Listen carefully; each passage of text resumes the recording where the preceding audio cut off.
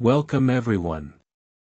On July 6, 1907, in Coyoacán, a small town near Mexico City, a baby girl was born who would transform personal suffering into some of the most powerful art the world has ever seen.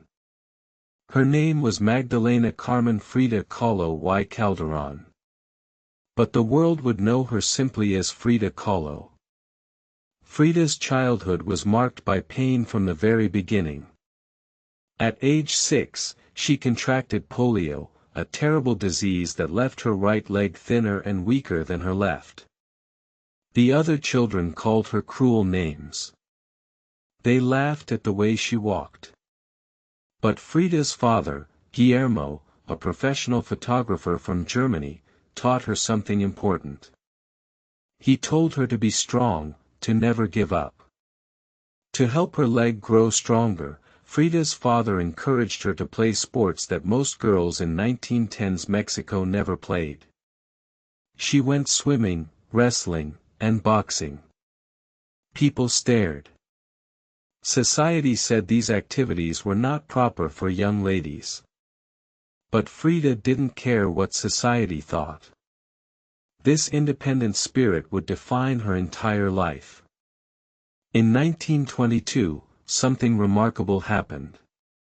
Frida became one of only 35 girls accepted to the National Preparatory School in Mexico City. This was Mexico's best school, and it was extremely rare for girls to study there. Frida was 15 years old, brilliant, and full of dreams. She wanted to become a doctor. She loved science, literature, and art.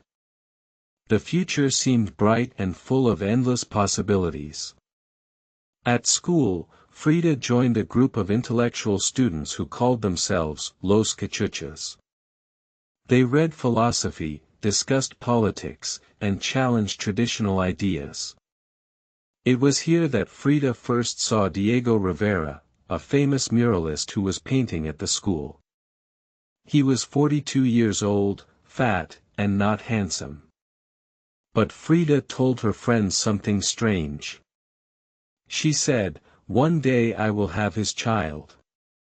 Then came September 17, 1925. This date would change everything. Frida was 18 years old, riding a bus home with her boyfriend Alejandro.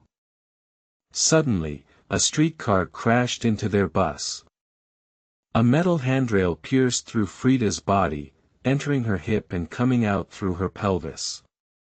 Her spinal column was broken in 3 places. Her collarbone was broken. Her ribs were broken. Her right leg was shattered in 11 places. Her right foot was crushed.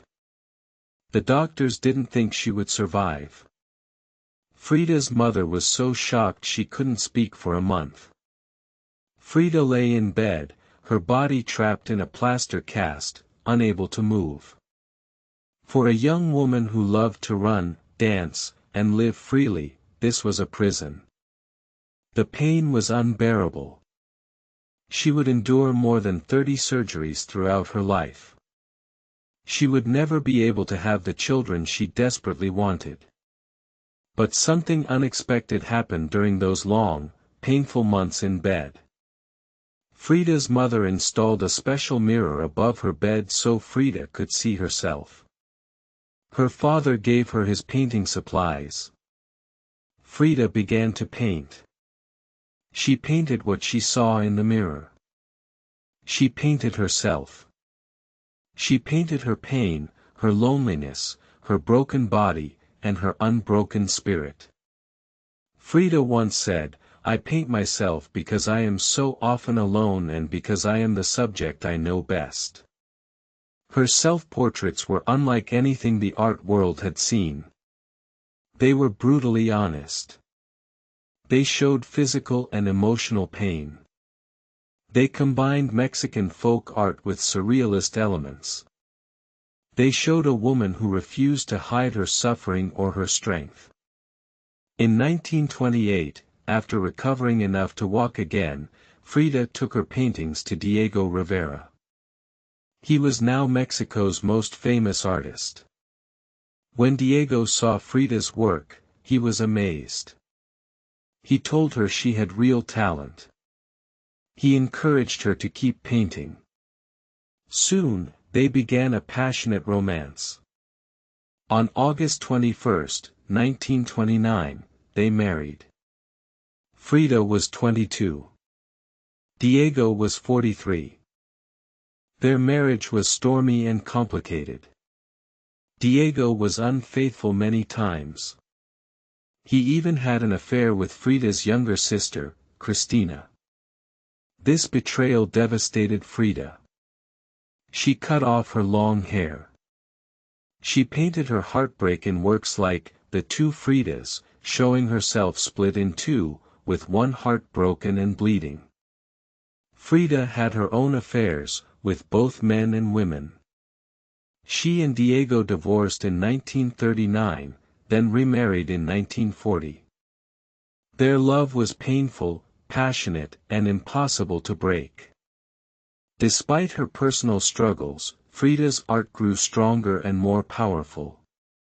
She painted Henry Ford Hospital after a miscarriage left her heartbroken.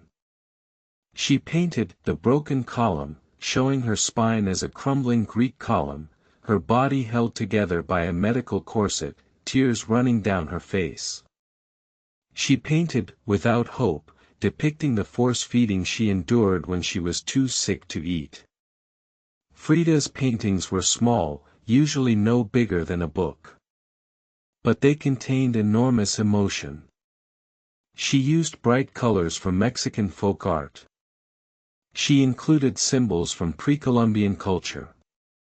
She painted monkeys, parrots, and her pet deer. She always painted her distinctive eyebrows and the slight mustache on her upper lip. She refused to make herself look prettier than she was. She painted truth. In 1938, Frida had her first solo exhibition in New York City. The famous surrealist André Breton called her work A Ribbon Around a Bomb. The exhibition was successful. People began to recognize Frida as an important artist, not just as Diego Rivera's wife. She sold several paintings. The Louvre Museum in Paris bought one of her self-portraits, making her the first Mexican artist featured in their collection. But Frida rejected the label surrealist. She said, "I never painted dreams. I painted my own reality." Her reality included physical pain that never stopped. By the 1940s, her health was deteriorating rapidly. She wore steel corsets to support her damaged spine.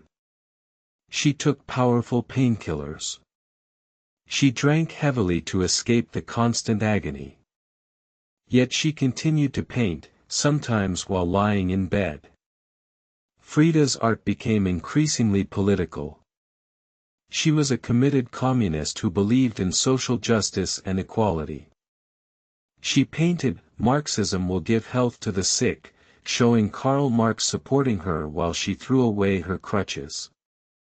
She painted indigenous Mexican people and workers. She celebrated Mexican culture at a time when many educated Mexicans preferred European styles.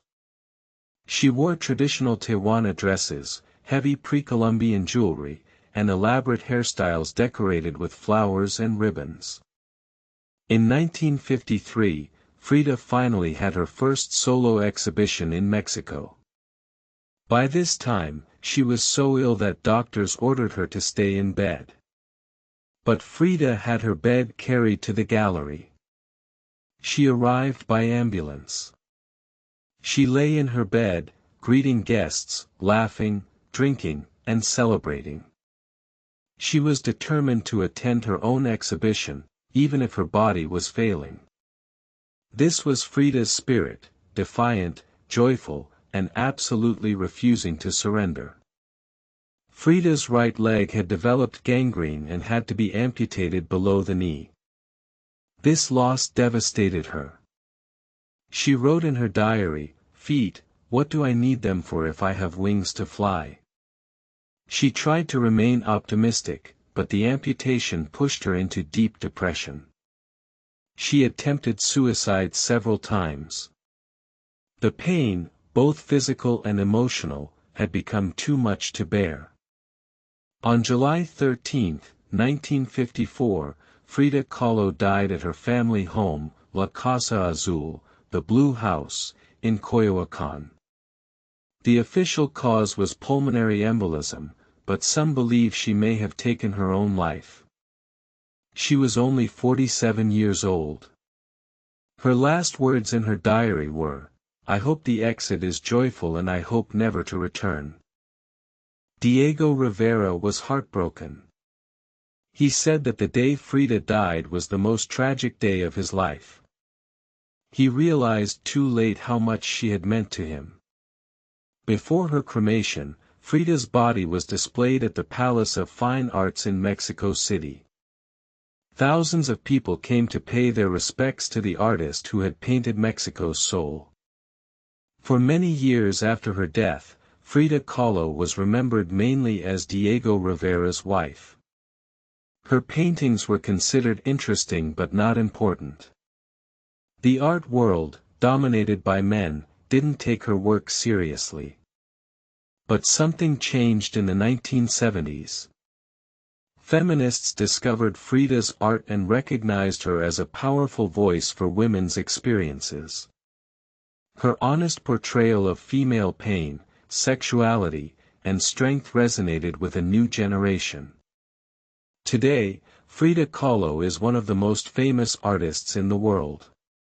Her paintings sell for millions of dollars. Her face appears on everything from t-shirts to coffee mugs. Museums around the world display her work. The Blue House where she was born and died is now a museum that attracts hundreds of thousands of visitors each year. She has become a cultural icon, a symbol of Mexican identity, and an inspiration to artists everywhere. But what made Frida's art so powerful? It wasn't technical perfection. It was honesty. Frida painted what others tried to hide. She painted physical pain when society expected women to suffer silently. She painted miscarriage and infertility when these topics were taboo. She painted her own body, broken and bleeding, when women were supposed to be decorative and pretty. She painted her reality without apology or shame. Frida also painted joy. Despite everything she suffered, her paintings explode with color and life. She painted herself wearing beautiful clothes and flowers in her hair. She painted the Mexican landscape she loved.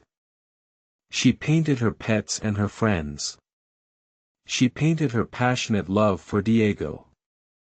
She showed that a person can contain both terrible pain and tremendous beauty at the same time.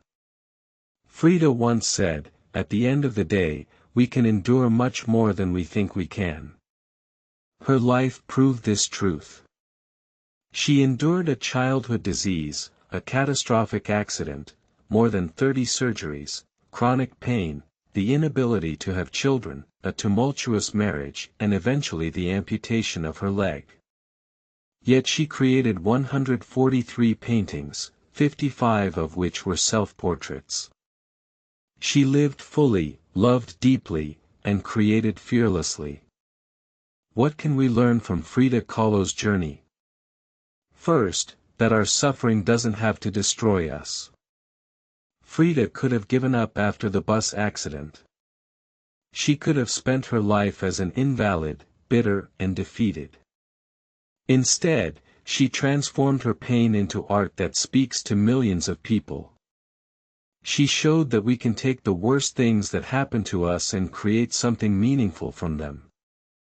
Second, Frida teaches us the power of honesty. In a world that often demands we pretend everything is fine, Frida's willingness to show her true self was revolutionary. She didn't hide her physical disabilities, her emotional struggles, or her unconventional life. She painted herself exactly as she was, broken, strong, suffering, joyful, Mexican, female, human. This honesty is what makes her art timeless. Third, Frida shows us that we don't have to choose between pain and joy. We can experience both. We can suffer and still wear flowers in our hair. We can be heartbroken and still create beauty. We can be physically limited and still have wings to fly. Life isn't about avoiding pain, it's about living fully despite pain. Frida Kahlo's legacy reminds us that the most powerful art comes from the most authentic places. She didn't paint to please critics or follow trends. She painted to survive, to understand herself, to make sense of her reality. In doing so, she created work that helps others understand their own realities. Her paintings give voice to everyone who has ever suffered, struggled, or refused to give up. Today, when you see Frida's face with those distinctive eyebrows and that defiant expression, remember the woman behind the icon. Remember the girl who survived polio, the teenager who dreamed of becoming a doctor, the young woman whose body was shattered but whose spirit remained unbroken. Remember the artist who painted through pain, who loved imperfectly, who lived authentically, and who showed us all that our wounds can become our wisdom, and our pain can become our power.